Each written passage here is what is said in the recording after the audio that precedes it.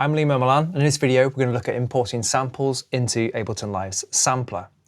Now, Ableton has a few different types of devices that can actually host samples in a way that are then controllable by MIDI programming inside the clips or via a keyboard for that interactive kind of exploration of making an idea. First one is Simpler. So I've already loaded Simpler in here, which is from the instruments section of the browser. And Simpler's strengths are that it has similar properties to audio clips, where you can warp the audio and manipulate their time and stretch them and use different warp modes. So it's as simple with a Simpler device as finding the loop that you want to drag into there. So it could be, let's say, just a single kick drum, and then that's loaded in, spread across the keys. And we can enable warp, and then we can manipulate the sonic properties of that to be able to get quite experimental sound design out of it. So that's one of the strengths of the Simpler device to do it. Now, if we have an audio file that we want to spread across different keys, we can do that using Ableton Live's Slice to MIDI. So if I go to the sample that I want to do, so let's go for a loop.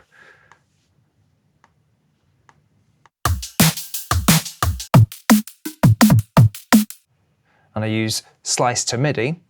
If I just go for the built-in slicing preset there, it's going to slice up that file and basically spread it across different keys, but each of those keys will actually be within a drum rack, and then each sound is spread across different keys to program in that way. Now, the sampler device follows a slightly older school of approaching sampling. So whereas the drum racks are quite good because or Slice to MIDI that creates a drum rack is quite good because it will slice up a multi-event piece of audio, put it into different pads that can also receive different treatments of audio processing. And Simpler is good because it has the time stretching and the manipulation properties as well. Sampler is very good because we can basically easily set up lots of different samples across a keyboard how we want them to be in a tailored way. So not singled to one single note as the drum racks do, and then not limited to only having one sample spread across all the keys at all times in the Simpler device. So Sampler has its benefits there. So I'm going to run over to my preloaded sampler. Again, it's from the instrument section of the browser. And then we're going to load in some samples. So if I want something similar to what I did first with the kick drum, I can go to my drums, go to my kicks, and just load that first kick in to the sampler device. Now, at the moment, it's a similar behavior. So the middle C, so C3, will be the note that will play my kick as I would expect it to be, and then I can either play it up or down, and it will transpose the sample. Okay, now the reason that's happening is that one sample is spread across an entire single key zone. So basically one sample has the allowance of listening to all the MIDI notes going into the sampler device. And we can see that by bringing up the zone tab. So if I just expand that so we have a little bit more to see here, and we just change it to the large view by control clicking there. So I said C3 will play the actual sample in its original pitch, and that's because the root key is set to C3. So we know that we want the C3 to be the pitch or the MIDI note that plays that sample in its original form. But if you want to detach that, and let's say we want the kick to play at the right pitch when we're playing C2, all we do is we go to the actual root key here, we move it down to C2, and now when I play that C3, it'll be an octave above. And I have to play it C2 to play it its original pitch. Now, it's important to know this before we get into more elaborate sort of key zoning of samples, so we know that that root key is incredibly important to get that natural playback of our samples. So if I limit the key zone here, so I'm just dragging the edge here, there's a little bracket that can bring that in. I can limit that kick to only play on C2 now.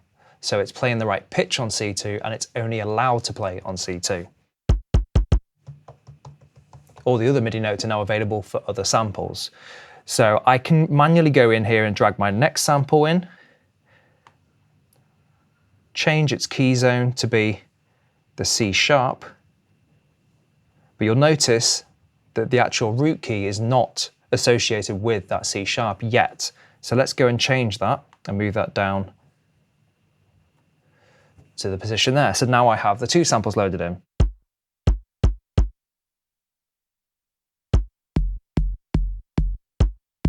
Okay, so I'm pressing the C2 and then the C#2 as well to play those two different samples.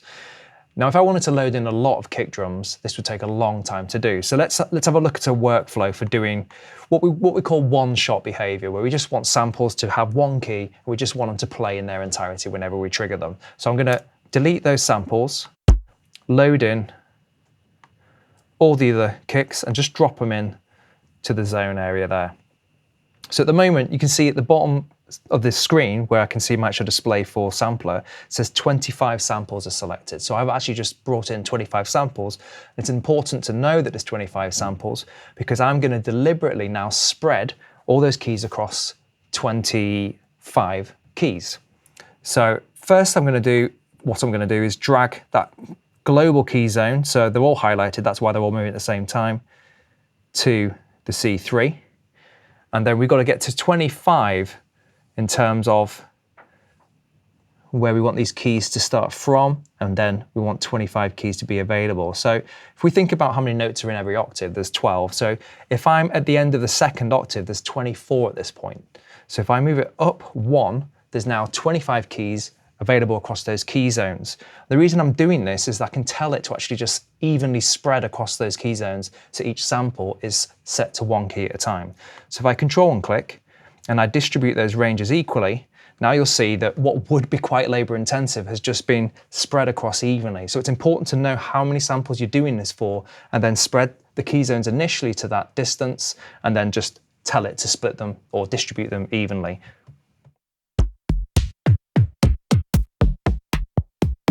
Okay, so that's one shot spread across different keys. So before we move on to different ways of using key zones in a way that's unique, as I said, to drum racks and simpler, let's have a look at the global ways we can just make this behave. So we have a filter global section here. We have the overall volume for the sampler itself, and then we have the amp envelope. So usually with one shots, you don't want them to be momentary where you have to kind of press the note to be as long as you want the kick drum to be in this case. You want it to be that the note that goes into it tells the sample to play, but after that point, it plays naturally till it's finished. So what we want to do is change the release stage, and this is global, so this will change it for the whole sampler. And now they're not short if I only press them for a short time, they'll play to their entirety.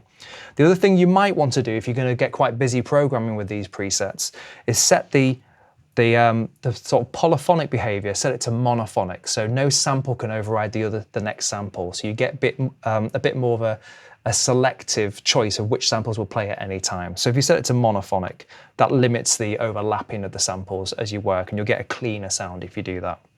Okay, so we're done there. Now, if you want to save that before we move on to the next one, we can simply hit the save icon there, give it a name. So let's say my kicks 1.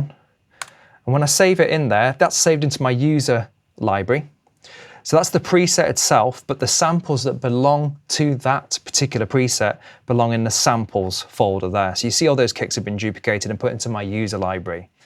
Now, as long as you keep track of your user library and you make sure that it's available for you, that's fine, all your stuff's stored there. But however, there's two other scenarios that you might have where either you change computers, you wipe them, you want to start again and rebuild your system, or you might want to share some of the things you've made with a friend. If you want to do that, it's a better practice to actually save these presets outside of the user library, and then you'll have the preset and then the accompanying files in a folder next to them. So the person who's receiving it just sees those two items, and then they can load it up at home as well. So I'm going to go to my desktop, which I've added. I've done add folder here. I've added my desktop previously, and I just need to drag and drop this. If I just drag and drop it to my desktop, and press enter to confirm that, you can now see that I've got the .adv file, which is my sampler preset, but inside there I have my samples, and they're alongside the sampler preset. Really important, so you know that now I can just take that overall folder that it's contained in and send that to my friend, or I can put that onto a hard drive to keep away from a computer when I change my settings and so on. Okay, so that's single key zones, spreading lots of multiple samples across different keys. So there's another context where we might want to do some things differently. So I'm just going to go to Instruments and load up a fresh sampler device. Let's open up the zone just so we can see what we're doing. So one benefit of having the option of choosing where key zones start and finish for per sample is that you can interact with samples in a slightly different way. And it's about kind of workflow and sort of creative management. So you may have a selection of samples you like, and you want to figure out how they could work together to create an interesting idea of your own. Now you can drag these onto different audio tracks and work with audio on a track. You can have them as simple as per track and work that way too. But sometimes a workflow works better, especially if you're really trying to be experimental, is to just have them in one place so you can interact with them with one MIDI editor. So what I'm going to do this time is going to go to samples. I'm just going to search around for things that catch my ear as I work through the sort of the live Ableton Live Suite library.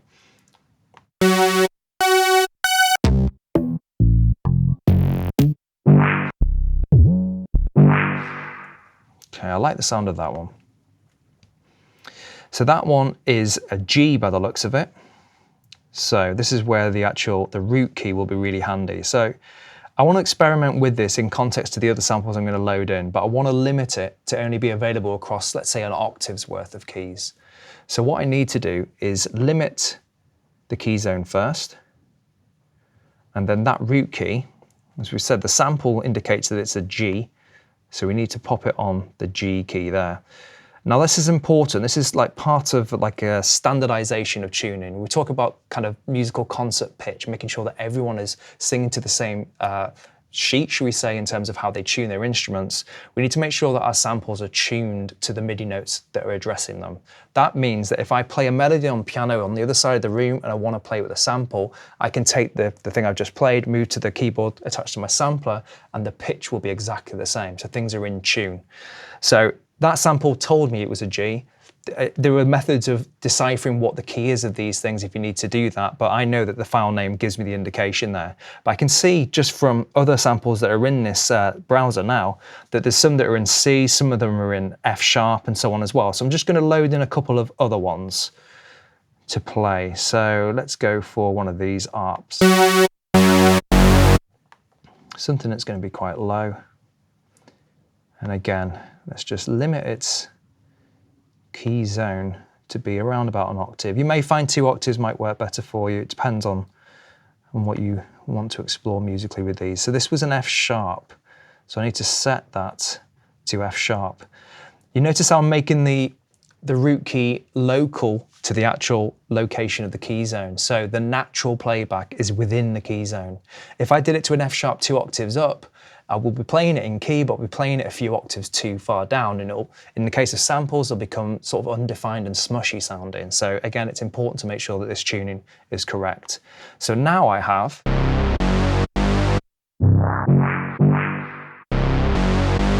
so let's try one more, and then we'll look at ways we can manipulate these as well. So that's 2 timbres of sound that I liked, that I've managed to bring into the sampler device and split, so key splitting across these different zones.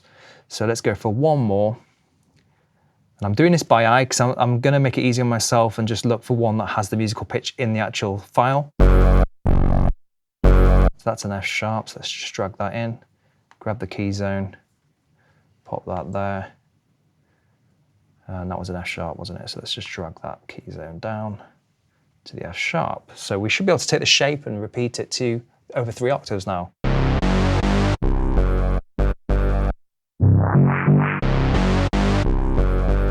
So 3 different tones now, all contained within one workflow and one way to work when we're trying to program these ideas. So now that we've got those 3 different sounds running, let's have a look at how we can create even more manipulation to the sounds within Sampler. So we have the pitch and oscillator section here. So we have a pitch envelope. So basically the playback speed of the sample can be manipulated over time. So at the moment, the shape is kind of a transient shape where it's very immediate in the attack stage to go up and then slowly contours down, but to its resting state. If we set that to be 12 semitones, it will now pull the pitch up 12 semitones and then slowly bring it back down.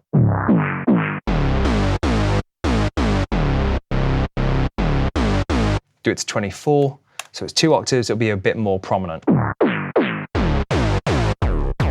Gives it like a percussive kickoff kind of sound where there's a bit more of an actual sort of impact to the beginning of it.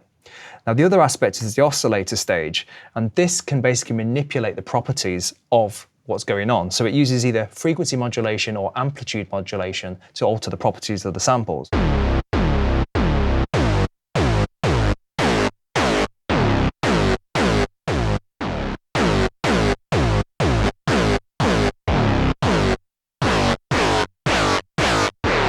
So typical of frequency modulation is that it can very rapidly create density in the mid to upper frequencies to a sound. So if you find that things need a bit more of like a uniform amount of frequencies overall, it can really help with that and get a bit more of a broad sound to the samples. Remember, this is global, so this is happening to everything that's actually loaded into my sample at the moment. So we move over to the filtering stage. The filter is turned on, but it's not being manipulated by the envelope, and the cutoff is so high that we're not hearing any effect of the sound. So what we could do is pull the filter all the way down and to make the envelope have modulation of that cutoff position. So if we set it all the way up, this shape is basically going to pull that parameter, the frequency, up very quickly, then drop it down.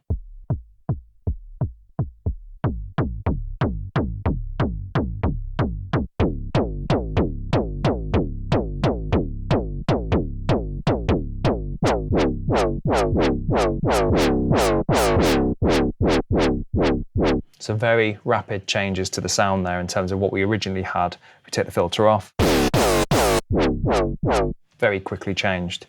As usual with the filters, we have distortion stages here, but we also have a shaper section which can add different types of distortion. So if I want to destroy this sound, I can put it into 4-bit mode, which will massively decrease the resolution of the audio.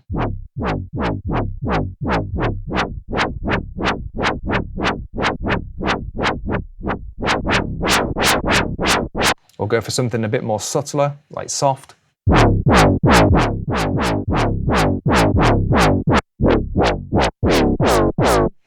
Okay, so remember that whole thing of the key zones, and then we've got the manipulation inside the sampler as well.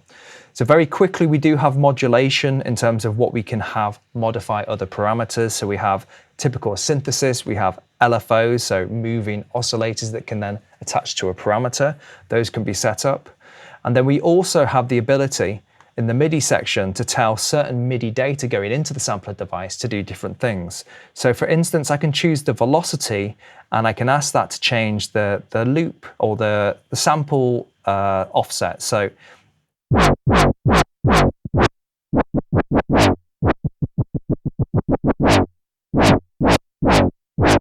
it's changing the starting position of the samples, or we can change it to do the shaper amount, the one I just played with, the distortion amount.